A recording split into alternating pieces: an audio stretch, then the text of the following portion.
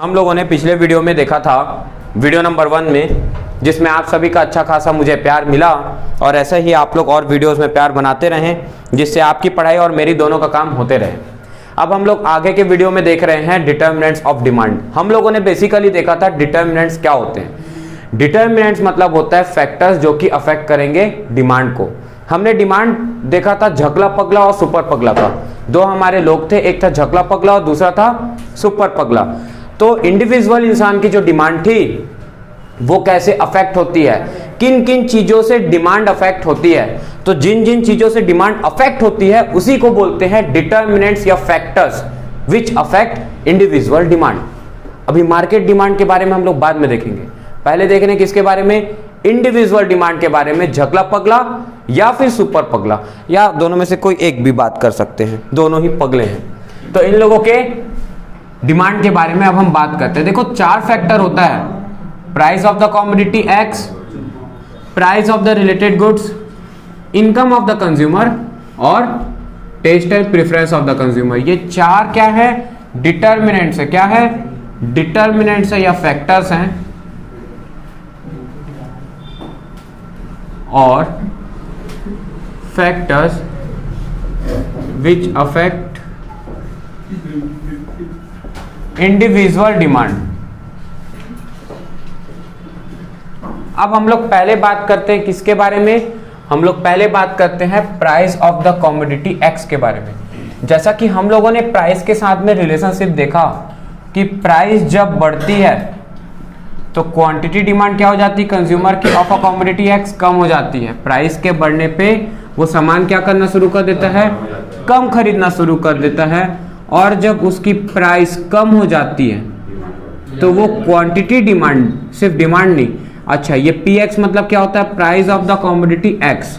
ये Q x क्या होता है, quantity demanded for the commodity x. तो जब प्राइस कम होती है तो वो क्वांटिटी डिमांडेड क्या कर देता है, बढ़ा देता है। और जब ये प्राइस के साथ हम क्या देख रहे हैं, डिमांड में अफेक्ट देख रहे हैं कि डिमांड बढ़ रही है या घट रही है, किसके चलते, प्राइस के चलते। तो अदर फैक्टर्स को हमने क्या मान के रखा है, अदर फैक्टर्स में क्या क्या आ जाते हैं, अदर देन प्राइस, क्या क्या आ जाते हैं, अदर देन पी एक्स। कौन कौन से फैक्टर्स हैं अदर देन पी एक्स में, price of the related goods, income of the consumer and taste and preferences. ये तीनों चीजें क्या हैं, कांस्टेंट है। ये एज्यूम किया जाता है, क्या माना जाता है, बहुत इंपॉर्टेंट चीज है, ये एजम्पशन किया जाता है कि इसमें किसी भी प्रकार का चेंज नहीं आएगा। No change in the price of the related goods, income of the consumer और taste and preferences of the consumer में। कब, जब price of the commodity x change होगी, क्योंकि जब पी एक्स चेंज होता है तो अदर फैक्टर कांस्टेंट रहते हैं, जब आगे अदर फैक्टर्स चेंज होंगे तो पी एक्स कांस्टेंट रहेगा। और ये इसीलिए है क्योंकि तुम मुझे एक चीज बताओ, यदि मैं बोलता हूं कि मेरी क्वांटिटी बढ़ी या घटी और सब कुछ चेंज कर दूंगा एक साथ में, प्राइस भी चेंज कर दूंगा, ये सब भी चेंज कर दूंगा, तो मुझे पता कैसे चलेगा कि जो मेरी क्वांटिटी बढ़ी है या घटी है वो प्राइस के फैक्टर के चलते बढ़ी घटी थी या अदर फैक्टर के चलते मेरी बढ़ी या घटी थी, पता कैसे चलेगा। जब हर कुछ एक साथ साइमल्टेनियसली चेंज होगा तो रियल वर्ल्ड में तो ये एक साथ चेंज होते हैं, पर जब हम इनकी थ्योरी या थीसिस पढ़ रहे हैं तो किसी एक फैक्टर से क्या बिहेवियर पड़ता है वो समझने के लिए बाकी फैक्टर्स को क्या एज्यूम करना पड़ता है कि वो कांस्टेंट है, ये एज्यूम करना पड़ता है माइक्रो इकोनॉमिक्स में। तभी हमको समझ में आता है कि ये जो डिमांड का बिहेवियर है, बढ़ रहा है घट रहा है, किसी एक फैक्टर से क्यों ऐसा हो रहा है, जब हम बाकी को क्या एज्यूम कर लेते हैं कि वो कांस्टेंट है। ये बात समझ में आई आप लोगों को। अब इसके अंदर में जो डिमांड का हम लोगों ने कर्व देखा था, वो 2 प्रकार के कर्व बनते थे। मैं दोनों का भी नाम लिखूंगा, फिर आगे बताऊंगा आप लोग को। अभी मैं सारे फैक्टर्स को यहाँ डायग्रामेटिकली रिप्रेजेंट करके आपको समझाऊंगा। अब देखो यहाँ पे क्या होता है, ये हमेशा याद रखना, प्राइस कौन से एक्सिस पे होती है, वाई एक्सिस पे होती है, और क्वांटिटी कौन से एक्सिस पे होती है, एक्स एक्सिस पे होती है। अभी मैं 2 केस बना रहा हूं, ठीक है बेटा। अब देखो, यदि प्राइस जो है पहले इतनी थी तो क्वांटिटी में इतनी खरीदता था, जब प्राइस P0 थी तो क्वांटिटी Q0 खरीदता था। अब प्राइस क्या हो गई, कम हो गई, प्राइस P0 से P1 में पहुंच गई तो क्वांटिटी क्या कर दूंगा, बढ़ा दूंगा, Q0 से Q1 कर दिया। तो ये क्या आ गया, इंक्रीज इन क्वांटिटी आ गया। ये कौन सा वाला केस हो गया, ये वाला केस हो गया, ये वाला केस हो गया, ठीक है। ये सेकंड नंबर वाला केस हो गया, जब प्राइस कम होती है तो क्वांटिटी बढ़ जाती है। इसमें देखो क्या बन रहा है, डिमांड का कर्व कुछ इस टाइप का बन रहा है। इसी डिमांड के जो ये कर्व बना ना, इसी कर्व को बोलते हैं क्या, एक्सटेंशन इन डिमांड। क्या बोलते हैं, एक्सटेंशन। डिमांड कर्व में क्या आ रहा है, बढ़ोतरी आ रही ना, एक्सटेंशन इन डिमांड बोलते हैं हम इसको। और ये ही जब इसका उल्टा होता, मतलब क्या, पहले प्राइस क्या रहती, कम रहती, तो डिमांड कितनी होती हमारी, ज्यादा होती। अब प्राइस क्या हो गई, बढ़ गई, P0 से कहां पहुंच गई, P1 में प्राइस पहुंच गई, तो हमारी क्वांटिटी क्या हो गई,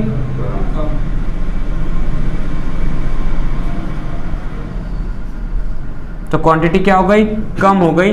मतलब क्वांटिटी देखो, इधर देखो, अगर प्राइस P0 थी तो क्वांटिटी Q0 थी, अब प्राइस P1 हो गई तो क्वांटिटी कितनी हो गई, Q1 हो गई। तो पहले डिमांड कर्व का लोकस पॉइंट, इसको क्या बोलते हैं, लोकस पॉइंट या एडजॉइनिंग पॉइंट बोलते हैं। क्या बोलते हैं,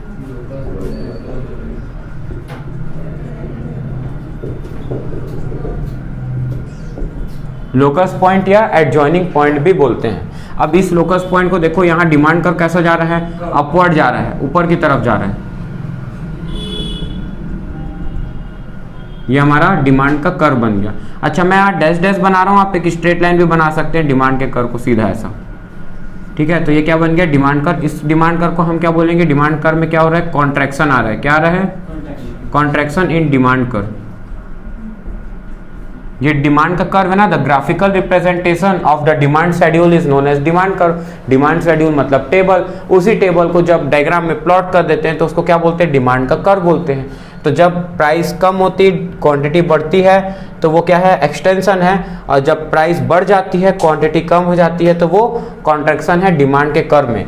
ये वाला कौन सा केस था, ये जो अभी मैंने बताया, ये केस नंबर 1 हो गया कॉन्ट्रैक्शन का, कि जब प्राइस बढ़ गई तो क्वांटिटी कम हो गई। आई बात समझ में, ये बन गया कॉन्ट्रैक्शन। और इन दोनों चीजों को हम लोग बोलते हैं क्या, जब भी कभी प्राइस के साथ में चेंज होगा तो डिमांड कर्व में क्या आ रहा है, बोलते हैं हम लोग movement along the demand. Movement सिर्फ जब प्राइस चेंज होगी ना तभी आता है। जब अदर फैक्टर्स चेंज होते हैं ना, इनमें से कोई भी एक फैक्टर चेंज होगा ना तो मूवमेंट नहीं आता, तब शिफ्ट आता है। क्या आता है, शिफ्ट आता है। अब मूवमेंट तब आता है जब ये पूरा कर्व देखो एक जगह से दूसरे जगह क्या कर रहा था, मूव कर रहा था। मूवमेंट में दो प्रकार की बातें, एक्सटेंशन और कॉन्ट्रैक्शन। लेकिन shift in the demand curve में क्या आता है, ये मैं आपको समझाता हूं। ये तो हो गया मूवमेंट। इसका एक भाई होता है जिसका नाम है क्या, shift in the demand curve. जब देखो, जब प्राइस चेंज होती थी तो क्वांटिटी डिमांड बढ़ती थी तो मूवमेंट होता था। लेकिन जब अदर फैक्टर चेंज हो गए, मान low income of the consumer को ले रहे हैं, इनकम बढ़ गई तो क्वांटिटी डिमांड क्या कर देगा कंज्यूमर, नॉर्मल गुड्स का। ये जो देखो इसमें, क्योंकि इनकम के अंदर में दो प्रकार के गुड्स के ऊपर में लगता है, इनकम ऑफ अ कंज्यूमर के ऊपर में दो प्रकार का बिहेवियर लगता है।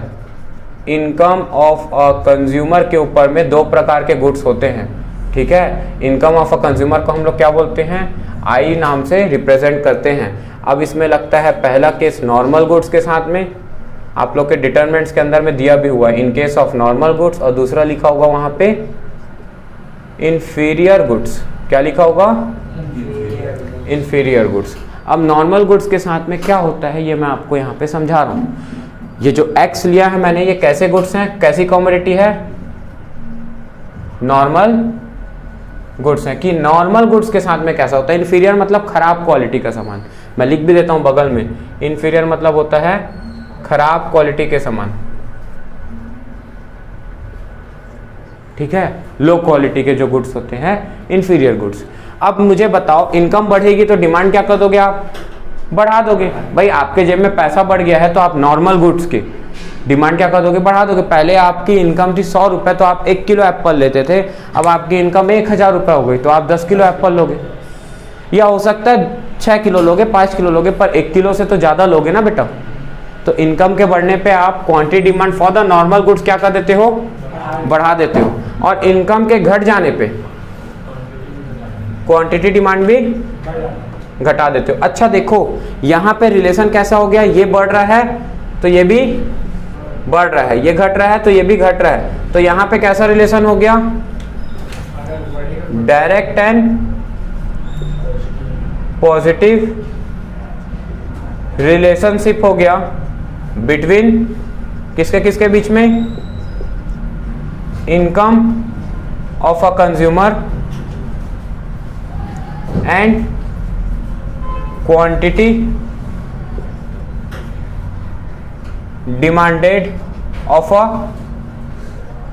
Normal goods. क्या बोल रहा हूं मैं, क्वांटिटी डिमांडेड, नॉर्मल गुड्स की क्वांटिटी डिमांडेड और उसकी इनकम के बीच में कैसा रिलेशन है, डायरेक्ट और पॉजिटिव रिलेशनशिप है। पर यहां पे कैसा रिलेशनशिप था, इनवर्स और negative between the price of the commodity x and its quantity demanded. एक बढ़ता था तो दूसरा घटता था, एक घटता था तो दूसरा बढ़ता था, तो इसको बोलते हैं इनवर्स और नेगेटिव रिलेशनशिप। इसको बोलते हैं डायरेक्ट और पॉजिटिव रिलेशनशिप। जब प्राइस चेंज होती थी तो अदर फैक्टर्स क्या रहते थे, कांस्टेंट रहते थे। क्या रहते थे, कांस्टेंट रहते थे। जब अदर फैक्टर में से एक फैक्टर चेंज होगा तो प्राइस यहां पे क्या रहेगी, जब अदर फैक्टर्स चेंज, जब प्राइस चेंज हो तो अदर फैक्टर कांस्टेंट। जब अदर फैक्टर में से कोई एक फैक्टर चेंज हो तो बाकी सारे फैक्टर, जैसे बाकी क्या क्या बच गए, price of the related goods PR, देखो वहां बॉक्स में लिखा है पीआर, और taste and preference of the consumer, ये क्या हो जाएगा, और स्पेशली और कौन कांस्टेंट हो जाएगा, पीएक्स। पीएक्स कांस्टेंट के लिए हम बार लगा देते हैं उसके ऊपर में, ये तीनों क्या हो गए, कांस्टेंट हो गए। कब, जब इनकम चेंज होगा क्वांटिटी डिमांड के केस में। अब यहां वाली जगह मैं इस्तेमाल कर रहा हूं, ठीक है। अब देखो यहां पे क्या होता है, एकदम ध्यान से सुनना। अब इनकम के साथ में क्या हो रहा है, देखो हमारी ये हमेशा कौन सा एक्सिस रहेगा, प्राइस ही रहेगी, हमेशा याद रखना, वाई एक्सिस पे, और एक्स एक्सिस पे हम क्या रखने वाले हैं, क्वांटिटी। अब हमको क्या बोला गया, जब price of the commodity x क्या रहेगी, कांस्टेंट रहेगी। अब मैं बता रहा हूं, जब इनकम थी कंज्यूमर की, यहां टेबल से बना दे रहा हूं, इनकम थी कंज्यूमर की 100 रुपया, तो कितना किलो खरीदता था, 1 किलो खरीदता था। ये उसकी प्राइस हो गई, ये क्वांटिटी हो गई, मतलब सॉरी ये प्राइस नहीं है, ये इनकम है। अब प्राइस कितनी थी, 50 रुपीज पर केजी। हमने बोला है ना, अब इनकम क्या हो गई उसकी, 1000 रुपए हो गई, तो वो कितना किलो खरीदने लगा, 6 किलो खरीदने लगा। तब भी जो पर किलो का रेट था कितना था, 50। तो प्राइस में कोई चेंजेस नहीं हुआ। देखो क्या प्राइस 50 से 40 हो गई, नहीं, क्योंकि हमने बोला है जब इनकम चेंज होगी तब बाकी सारे फैक्टर्स को हम क्या मानेंगे, कांस्टेंट मानेंगे। देखो price of the commodity x px, ये क्या था, कांस्टेंट था, कोई चेंज नहीं था। जब इनकम चेंज, जब अदर फैक्टर में कोई एक फैक्टर चेंज हो तो प्राइस क्या हो जाती है, कांस्टेंट हो जाती है। और जब प्राइस चेंज हो तो अदर फैक्टर्स क्या हो जाते हैं, कांस्टेंट। पर क्या अदर में से कोई एक फैक्टर चेंज हो रहा है तो क्या बाकी सारे फैक्टर भी चेंज होते हैं एक साथ, नहीं, वो भी कांस्टेंट रहते हैं। जैसे इनकम चेंज हुआ तो ये दोनों क्या थे, कांस्टेंट थे, क्योंकि हर बार बारी बारी होगा ना। बस ये अदर और प्राइस को इसलिए अलग से समझाया, जब प्राइस चेंज होता है तो अदर फैक्टर कांस्टेंट, जब अदर में से कोई एक चेंज होता है तो प्राइस कांस्टेंट। और प्राइस कांस्टेंट हो गई तो देखो पहले कितना क्वांटिटी लेता था, 85 रुपए प्राइस थी ना, जब मेरी इनकम कितनी थी, 100 रुपए थी इनकम, तो मैं कितना लेता था, जब मेरी इनकम ये बन गया मेरा डिमांड का कर्व, ये कितना हो गया, ये कितना किलो हो गया, 1 किलो क्वांटिटी। प्राइस तो यहाँ पे कितनी है, ये 50 रुपए पर केजी, और ये हो गई मेरी डिमांड की कर्व। डिमांड का हमेशा डाउनवर्ड जाता है due to the marginal rate of substitution, इसीलिए लेफ्ट टू राइट जाता है, क्योंकि जैसे जैसे हम एडिशनल कमोडिटी कंज्यूम करते हैं हमको यूटिलिटी क्या मिलती जाती है, कम मिलती जाती है। चैप्टर 2 जब मैं आपको आगे और बताऊंगा, आप जाके लिंक में डिस्क्रिप्शन में दिया हुआ कंज्यूमर इक्विलिब्रियम का वीडियो, अगर आपको समझना हो क्या होता है law of diminishing marginal utility, तो आप वो वाला वीडियो जाकर के जरूर देख लें। अब ये डिमांड क्या हो गया, अब बता रहा हूँ, ये डिमांड कब हो गया, जब मेरी प्राइस जब मेरी इनकम कितनी थी, 100 रुपीज थी। अब जब मेरी इनकम बढ़ के कितनी हो गई, 1000 रुपीज हो गई, जब मेरी इनकम बढ़ के कितनी हो गई,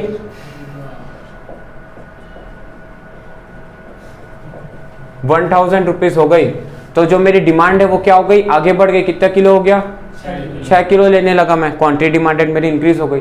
तो ये क्या आ गया, ये वाला जो है, ये जो डिमांड कर है, देखो ऐसा बोल लो, ये आ गया चेंज इन क्वांटिटी डिमांड, इतने जगह से ये वाला जो पोर्शन है। और इसको मैं क्या बोलूंगा, इसको मैं बोलूंगा शिफ्ट इन द डिमांड का, क्योंकि देखो क्यों शिफ्ट बोलूंगा, आप यहाँ ध्यान से देखना, ये डिमांड कर का एक पॉइंट था, ये डिमांड कर का एक पॉइंट था, डिमांड का सिर्फ राइट वर्ड शिफ्ट करी है, देखो उसी लाइन में रही ना, प्राइस की तो वही लाइन थी। क्या मूवमेंट तब होता है जब ऐसे दो पॉइंट्स अलग अलग मिले, अलग अलग एरिया में, यहां और यहां, पर एक ही पैरेलल लाइन के आगे पीछे ये हो, एक ही पैरेलल लाइन क्या थी, ये प्राइस, तो इसके जब आगे पीछे हो तो इसको हम लोग क्या बोलते हैं, शिफ्ट बोलते हैं। क्या बोलते हैं, शिफ्ट इन द डिमांड कर। और कैसा शिफ्ट है ये, राइट वर्ड, आगे की तरफ बढ़ा ना। शिफ्ट तब जब डिमांड कर वहीं आगे पीछे डोले, प्राइस की लाइन कांस्टेंट रहे, डिमांड का कर आगे पीछे डोले, राइट वर्ड शिफ्ट, अगर आगे डोला तो पीछे डोला तो लेफ्ट वर्ड शिफ्ट। मूवमेंट कब होता है, जब प्राइस और क्वांटिटी दोनों चेंज हो जाए। जब प्राइस कांस्टेंट रहे, सिर्फ डिमांड आगे पीछे डोले, शिफ्ट, लेकिन जब प्राइस और क्वांटिटी दोनों आगे पीछे डोले, मूवमेंट। मूवमेंट में होता है एक्सटेंशन कॉन्ट्रैक्शन, शिफ्ट में होता है राइट वर्ड शिफ्ट, या फिर इसी का उल्टा क्या हो जाता, लेफ्ट वर्ड शिफ्ट। जब इनकम उसकी इसी का वाइस वर्सा मतलब क्या, जब इनकम कम पहले 1000 रहती तो 6 किलो, अब इसी का उल्टा जब 100 हो जाती तो 1 किलो, तो वो क्या बन जाता, left word shift in the demand curve बन जाता। मेरी बातें समझ में आ रही है। कंज्यूमर इसमें एजम्पशन क्या है कि जब इनकम चेंज हो तो price of the commodity x constant रहेगी, टेस्ट एंड प्रेफरेंस कांस्टेंट रहेगा, price of the related goods constant रहेगा। और कंज्यूमर कैसा होना चाहिए, रैशनल कंज्यूमर होना चाहिए, अगला पगला नहीं होना चाहिए। हम अलग बात है सुपर पगला और झकला पगला एग्जांपल ले लिए थे, लेकिन consumer should be a normal consumer, that means उसका स्टेट ऑफ माइंड कैसा होना चाहिए, नॉर्मल। ड्रंकन पर्सन, दारू पिया हुआ आदमी नहीं होना चाहिए। दूसरा, एबनॉर्मल नहीं होना चाहिए, कहने का मतलब लूनेटिक या इडियोटिक पर्सनालिटी का वो पर्सन नहीं होना चाहिए, पर्सन ऑफ अनसाउंड माइंड नहीं होना चाहिए, नॉर्मल कंज्यूमर होना चाहिए और रैशनल ह्यूमन बीइंग होना चाहिए। तभी ये लॉ ऑपरेट होगा। मेरी बात समझ में आई आप लोगों को, तभी ये लॉ ऑपरेट होगा। अभी तो हुए ये बात किसकी, नॉर्मल गुड्स के केस में इनकम की। इंफीरियर गुड्स जो है ना बेटा, ये एक्सेप्शन और लिमिटेशन बन जाता है। क्या बन जाता है, एक्सेप्शन और लिमिटेशन।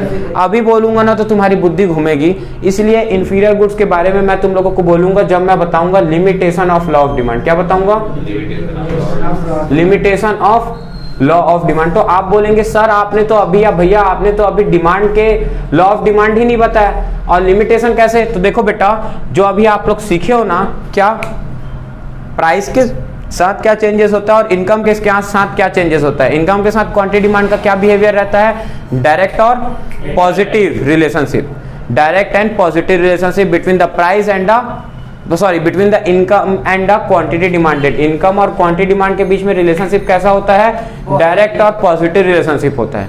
लेकिन प्राइस और क्वांटिटी डिमांड के साथ में कैसा रिलेशनशिप होता है, इनवर्स और नेगेटिव रिलेशनशिप होता है। इसको हम लोग बोलते हैं लॉ ऑफ डिमांड।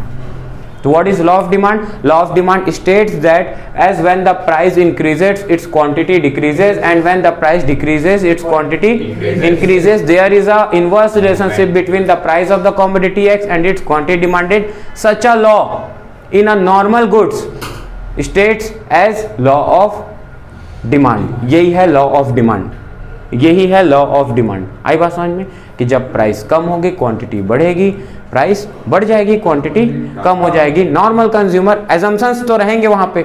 ये लॉ कब ऑपरेट होगा, जब वो सारे एजम्पशंस फुलफिल हों, तभी ये लॉ ऑपरेट हो पाएगा। ये बिहेवियर तभी बनेगा, ये रिलेशनशिप तभी बनेगा जब अदर फैक्टर्स क्या हो, जब प्राइस चेंज हो तो कांस्टेंट, और कंज्यूमर कैसा होना चाहिए, नॉर्मल कंज्यूमर होना चाहिए और रैशनल होना चाहिए, तभी ये लॉ ऑपरेट होगा। तो प्राइस के साथ में इनवर्स रिलेशनशिप, क्वांटिटी डिमांड का। हम किसके बिहेवियर के बारे में देख रहे हैं, डिमांड का बिहेवियर, कि डिमांड बढ़ेगा या घटेगा, प्राइस के चेंज से या फिर इनकम के चेंज से। डिमांड तो वही हो गया ना, क्वांटिटी डिमांड। क्वांटिटी डिमांड बढ़ेगी या घटेगी, प्राइस के चेंज से या इनकम के चेंज से? हाँ बोलो। लग्जरी गुड्स का नहीं आएगा? दोनों ही लिमिटेशंस हैं, इंफीरियर गुड्स और लग्जरी गुड्स दोनों ही लॉ ऑफ डिमांड के लिमिटेशंस हैं। मतलब वहां पे लॉ ऑफ डिमांड फॉलो नहीं होता। क्यों नहीं होता, इसको थोड़ा सा अगर समझना चाहो तो समझो। अंबानी को और जितना महंगा चीज दे दो वो ज्यादा खरीदेगा। देखना जब आप कभी एक शो आता था जिसमें वो हिस्ट्री टीवी 18 में, जिसमें वो क्या करते थे, बोली लगाते थे सामान खरीदने के लिए। हाँ, बैटल और कुछ XYZ नाम का आता था, समझ नहीं आ रहा अभी वो नाम मुझे, लेकिन एक बिट लगाने का आता था। उसमें क्या करते थे, जब कोई लोग बड़े बड़े लोग बिट नहीं लगाते थे, जब वो रेट बहुत ऊपर बोली पहुंच जाती थी तब कुछ और एक्टिव लोग आते थे, जैसे 2, 5, 7, 10 हज़ार डॉलर तक लग रहा है तो ज़्यादा लोग नहीं लगाते थे। लेकिन जैसे ही वो 30,000 क्रॉस किया तो 35,000, 40,000, 45,000, 50,000 ऐसी बोली बढ़ जाती थी। क्यों? क्योंकि वहाँ पे क्या आ जाता है, स्टेटस सिंबल आ जाता है। तो जब स्टेटस सिंबल गुड्स हो तो उसको हम लोग बोलते हैं गिवन बाय वेबलेन कॉन्सेप्ट, वो बन जाता है limitation of law of demand. वहाँ उल्टा होता है, यहाँ प्राइस बढ़ती है तो क्वांटिटी क्या होती है, कम होती है। वहाँ प्राइस बढ़ती है तो क्वांटिटी और बढ़ जाती है, डिमांड। तो वो लिमिटेशन बन गया किसका, लॉ ऑफ डिमांड का। उसको इसीलिए मैं अभी नहीं बोल रहा हूँ। अगर नहीं समझ में आ रहा है लिमिटेशन तो आप नेक्स्ट वीडियो के लिए वेट करना, उसमें अच्छे से बताऊंगा लिमिटेशंस के बारे में। इसी प्रकार से इन्फीरियर के साथ भी ऐसी हो जाता है, तो उसको अभी समझो मत, वो समझोगे तो ये बेस हिल जाएगा। तो पहले आप लोग बेस समझो। ये क्लियर हुआ आप लोगों को, एकदम अच्छे से क्लियर है, किसी प्रकार का कोई डाउट नहीं है? अब देखो, अभी तो हुए ये 2 प्रकार की चीज़ों के बारे में बात, अभी 2 फैक्टर्स और बचे हैं।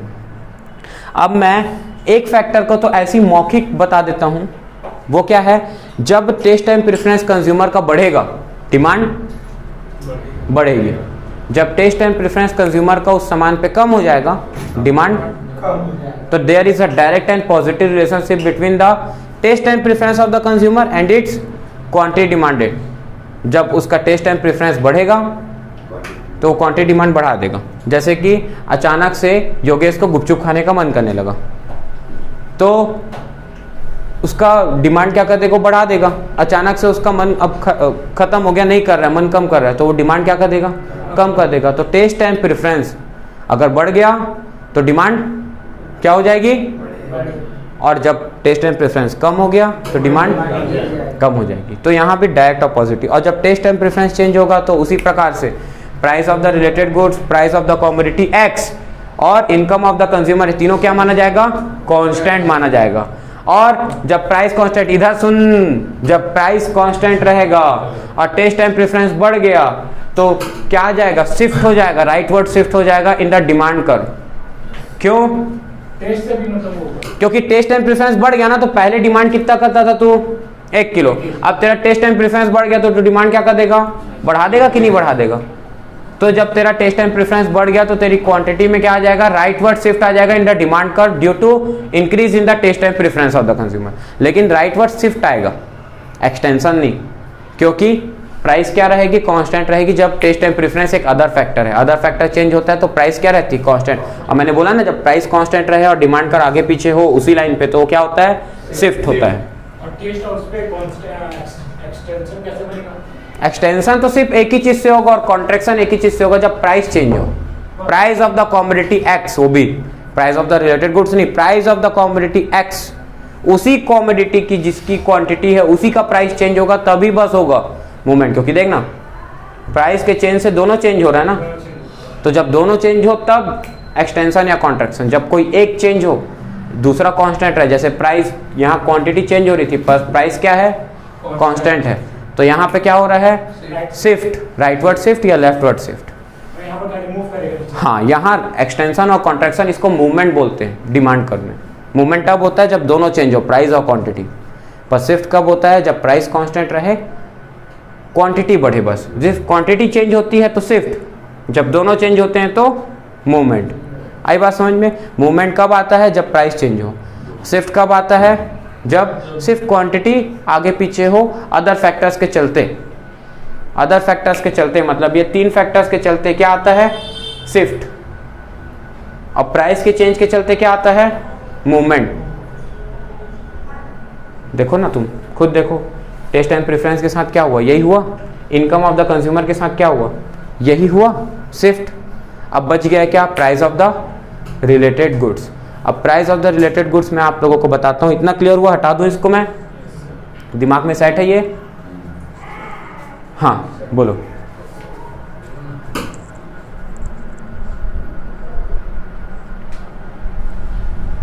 तो देखो आगे price of the related goods के बारे में, price of the related goods के बारे में।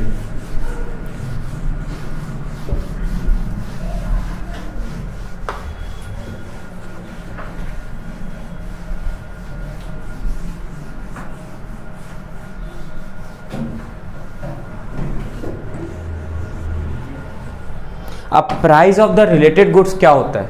दो प्रकार के गुड्स होते हैं, एक होता है कॉम्प्लीमेंट्री गुड्स, दूसरा होता है सब्स्टिट्यूट गुड्स।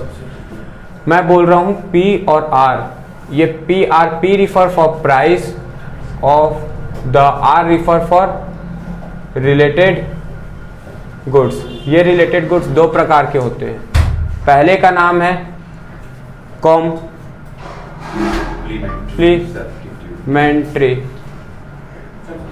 गुड्स और दूसरे का नाम है सब्स्टिट्यूट गुड्स। ठीक है, अब इधर देखो, कॉम्प्लीमेंट्री गुड्स क्या होते हैं? जो एक दूसरे को कंप्लीट करें, जैसे कि टी एंड, अच्छा ये तो मैं गलत बोल दिया ना, क्योंकि ये उधर है और तुम लोग नालायक लोग एक दूसरे को मारोगे पीटोगे तो होगा ना। इधर देखो, सब्स्टिट्यूट गुड्स क्या होता है? उसके जगह तो उसके जगह ये, हाँ, जो एक के बदले दूसरे जगह सब्स्टिट्यूट इस्तेमाल में लिया जा सके वो होता है सब्स्टिट्यूट गुड्स। और इसके एग्जांपल क्या हो सकते हैं बताओ? स्प्राइट और पेप्सी, स्प्राइट एंड पेप्सी। और अब जो एक के बदले, मेरी बात समझ में आ रही है आप लोगों को? तो यहाँ पे हम लोग और भी सब्स्टिट्यूट में अपने एक के बदले जो एक दूसरे के बदले लिख सकते हैं यहाँ पे। ठीक है, ये हो गए हमारे क्या, सब्स्टिट्यूट गुड्स। कॉम्प्लीमेंट्री गुड्स में क्या आ जाता है? जो एक दूसरे को कंप्लीट करे, जो एक के बिना दूसरा अधूरा है, कॉम्प्लीमेंट्री गुड्स। जैसे क्या हो गया, इंक एंड पेन हो गया यहाँ पे, मोबाइल एंड इंटरनेट। ठीक है, और क्या हो गया? और एग्जांपल में हम ले लेते हैं फैन एंड इलेक्ट्रिसिटी,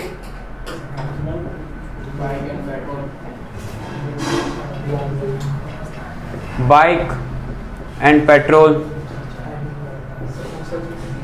तो ये सब क्या हो गए? कॉम्प्लीमेंट्री गुड्स हो गए।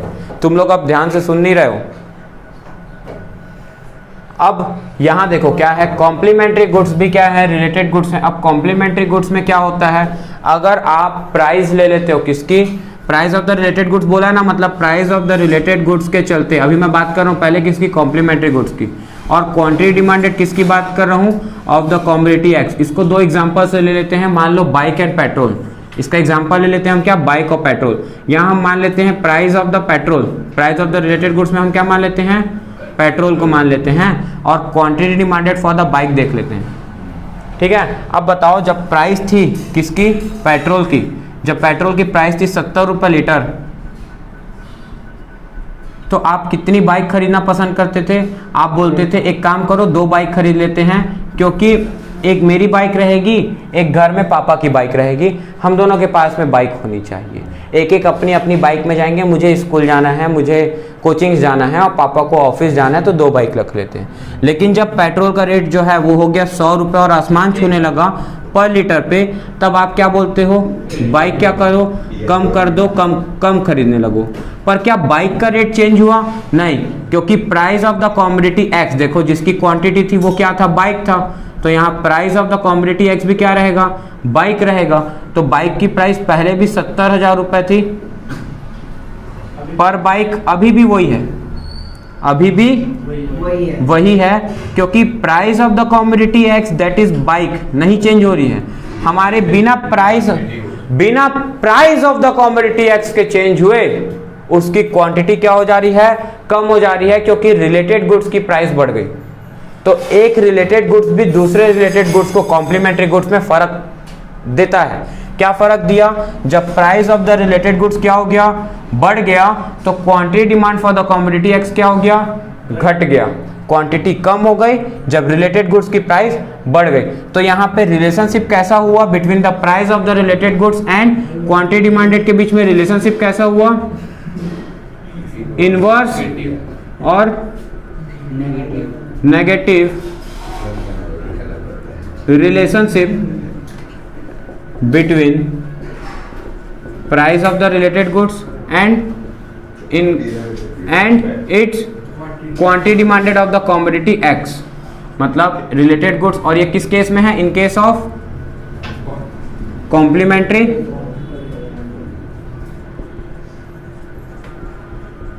और यहां पे भी क्या बनेगा, बस वही शिफ्ट बनेगा। देखो कैसे बनेगा शिफ्ट, तो प्राइस क्या बोलना चाहिए, चेंज हुई क्या। देखो अब मैं किसकी क्वांटिटी बना रहा हूं, क्वांटिटी डिमांडेड फॉर बाइक। किसकी क्वांटिटी बना रहा हूं, quantity demanded for bike.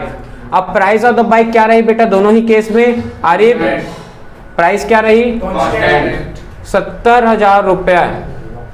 Price जो है पर बाइक की क्या रही, सेम रही, कांस्टेंट रही, कोई चेंज नहीं हुआ। बस प्राइस ऑफ द रिलेटेड, पहले देखो जब प्राइस पेट्रोल की कितनी थी तो 2 बाइक लेता था। जब price of the related goods कितना था, 70 रुपये पर लीटर था। लेकिन जब प्राइस जो है वो क्या हो गया,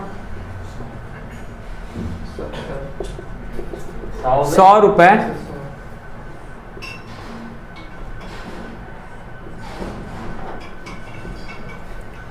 जब price of the related goods क्या हो गया, 100 रुपये पर लीटर हो गया, तो मैं क्या कर दिया, अपनी डिमांड को कम कर दिया। डिमांड क्या हो गया, लेफ्टवर्ड शिफ्ट आ गया। शिफ्ट बोलेंगे इसको, क्योंकि सिर्फ क्वांटिटी चेंज हो रही है प्राइस में। Leftward shift in the demand curve, leftward shift in the demand curve हो रहा है। ये आया बात समझ में। वही पेट्रोल का कांस्टेंट रहता तो पेट्रोल कांस्टेंट नहीं हो सकता, कांस्टेंट रहेगा बाइक। अच्छा, अगर इसको पेट्रोल ये बोलना चाह रहे हैं, अगर पेट्रोल कांस्टेंट रहता और बाइक की प्राइस चेंज होती तो देखो क्या होता, फिर वही लग जाता। अब बाइक की अगर प्राइस 70,000 थी और पेट्रोल मान लो 70 रुपये लीटर है, तो हो सकता है मैं 10 लीटर कंज्यूम करता हूँ। अब जब बाइक की जो प्राइस है वो गिर के कितनी हो गई, 35,000 हो गई, तो पेट्रोल का कंजप्शन मैं क्या कर दूंगा, मतलब उसको भी वहां भी सेम ही केस लगेगा। आप इसको बाइक का और पेट्रोल के साथ में आज का होमवर्क लिखो, इसको रेसिप्रोकल करके बनाओगे आप। आज का आपका होमवर्क लिखो कि आप कॉम्प्लीमेंट्री गुड्स में अभी जो हमने यहाँ पे कमोडिटी एक्स बाइक को माना है, आप मान लेना पेट्रोल को, और रिलेटेड गुड्स से मान लेना किसको, बाइक को। आप चेंज करके भी देख लेना तो सेम रिलेशनशिप वहां भी निकल के आएगा आपका। किसके केस में, कॉम्प्लीमेंट्री के केस में। लेकिन सब्स्टिट्यूट गुड्स में ऐसा नहीं होगा। सब्स्टिट्यूट गुड्स में क्या होगा, टी एंड कॉफी। तो टी एंड कॉफी मैं आपको बता देता हूँ, ये आपको क्लियर हो गया, हटा दो इसको मैं। अब मैं आपको टी एंड कॉफी बता देता हूँ, फिर ये डिटर्मिनेंट्स हमारे कंप्लीट हो जाएंगे। फिर मैं इसके आगे आप लोगों को बताऊंगा कल मार्केट डिमांड के कॉन्सेप्ट्स और limitations of law of demand. फिर ये चैप्टर बेसिकली हमारा कंप्लीट हो जाएगा, कॉन्सेप्ट समझना कंप्लीट हो जाएगा।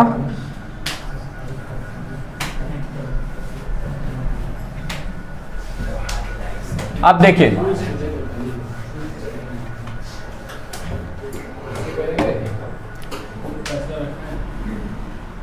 सब्स्टिट्यूट गुड्स में अब हम ले लेते हैं क्या, टी एंड कॉफी।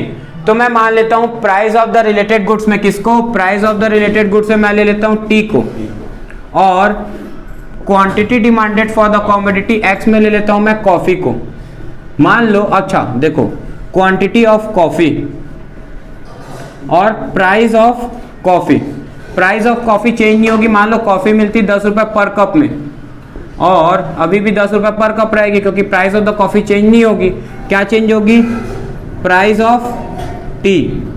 अब चाय, मेरे घर में जो चाय है वो पीने के लिए मैं कप लेके आता था मार्केट से, कप ऑफ टी, मैं दोनों ही चीज बाहर से लेके आता था। तो जो मेरे को प्राइस टी की पड़ती थी वो पहले पड़ती थी 7 रुपए, तो मैं कॉफी लेता था 1 कप, और 1 कप मैं लेके आ जाता था चाय। लेकिन जब अब मेरे पास में चाय की जो कीमत है वो 7 रुपए से हो गई 5 रुपए, तो मैं क्या कर दिया, 0 कप कर दिया कॉफी को, क्योंकि अब मैं दोनों कप कहाँ लेना शुरू कर दूंगा, टी में लेना शुरू कर दूंगा। इसका मतलब सबको समझ में आया ये बात? इसका मतलब जब price of the related goods क्या हुआ, डिक्रीज हो गया, तो quantity demanded for the another substitute goods भी क्या हो गया, डिक्रीज हो गया। देखो कॉम्प्लीमेंट्री गुड्स में कैसा रिलेशनशिप था, इनवर्स, लेकिन यहां कैसा रिलेशनशिप हो गया, एक कम हो रहा है तो दूसरा भी कम हो जा रहा है, तो यहां पे रिलेशनशिप हो गया direct and positive relationship between price of the related goods and quantity demanded for the commodity x के साथ में, in case of substitute goods के साथ में। और ये इंपॉर्टेंट बात है। अब इसका देखो जरा, अगर इसी को मैं अगर इसको डायग्राम के बेसिस पे आपको यहां पे समझा दूं तो क्या बन जाएगा, ये बन गया क्वांटिटी डिमांडेड फॉर, किसकी क्वांटिटी बेटा, कॉफी, ठीक है। अब ये बन गई क्या, प्राइस ऑफ कॉफी। अब प्राइस ऑफ द कॉफी कितनी रही, 10 रुपए पर cup. Price of the commodity x क्या रहेगा, कांस्टेंट।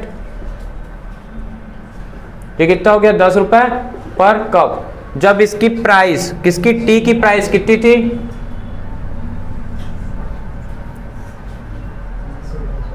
तब मैं कितना लेता था, 1 कप लेता था। जब टी की प्राइस कितनी थी,